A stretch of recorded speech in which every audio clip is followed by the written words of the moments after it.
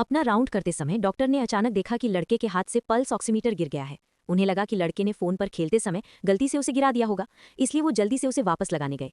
लेकिन अगले ही second alarm बज गया। डॉक्टर का दिल तुरंत जोर से धड़कने लगा। उन्होंने जल्दी से लड़के का हाथ छुआ और पाया कि उसकी हथेली बर्फ की तरह ठंडी थी और उन्हें पल्स भी महसूस नहीं हो रही थी। डॉक्टर ने तुरंत इमरजेंसी कॉल बटन दबाया और दूसरों को मदद के लिए बुलाया।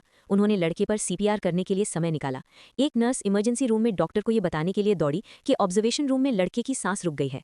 सारा मेडिकल स्टाफ घबराया हुआ लग रहा था। उन्हें पता ही नहीं था कि ऑब्जर्वेशन रूम में एक और घायल व्यक्ति भी है। अचानक डॉक्टर झू को याद आया कि हेड नर्स ने उन्हें कुछ देर पहले बताया था कि ऑब्जर्वेशन रूम में एक टीनेजर है जिसकी चोटें मामूली लग रही थी, लेकिन उन्हें अभी भी उसे चेक करना था। हालांकि वो उस समय एक कार एक्सीडेंट के मरीज का इलाज कर रहे थे और उनके पास चेक करने का समय नहीं था।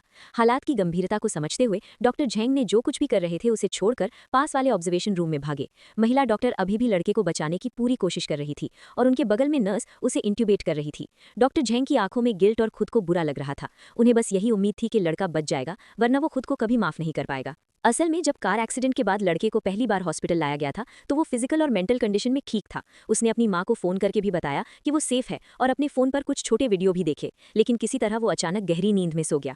आखिरकार किस्मत ने इस नन्ही जान का साथ नहीं दिया। आधे घंटे की पूरी कोशिशों के बाद लड़के की जान चली गई। जल्द ही लड़के की मां हॉस्पिटल पहुंची। उसे यकीन नहीं हो रहा था कि उसका बेटा, जो अभी उससे बात कर रहा था, अब एक ठंडी लाश बन गया था। दुख ने उसे बेकाबू गुस्से में डुबो दिया। उसने तुरंत अपने असिस्टेंट से हॉस्पिटल डायरेक्टर को फोन करने को कहा।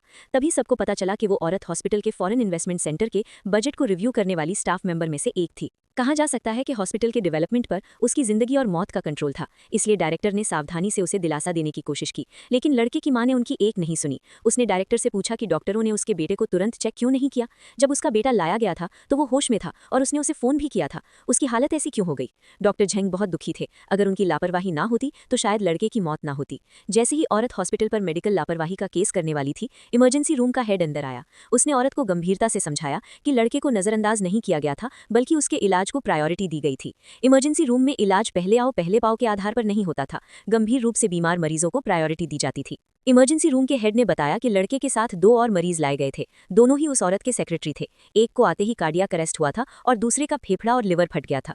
इसके उलट लड़का इतना होश में था कि अपनी मां से बात कर सका और पूछा कि क्या उनकी तबीयत ठीक नहीं है या उन्हें दर्द हो रहा है। उन्होंने जवाब दिया कि वो ठीक है।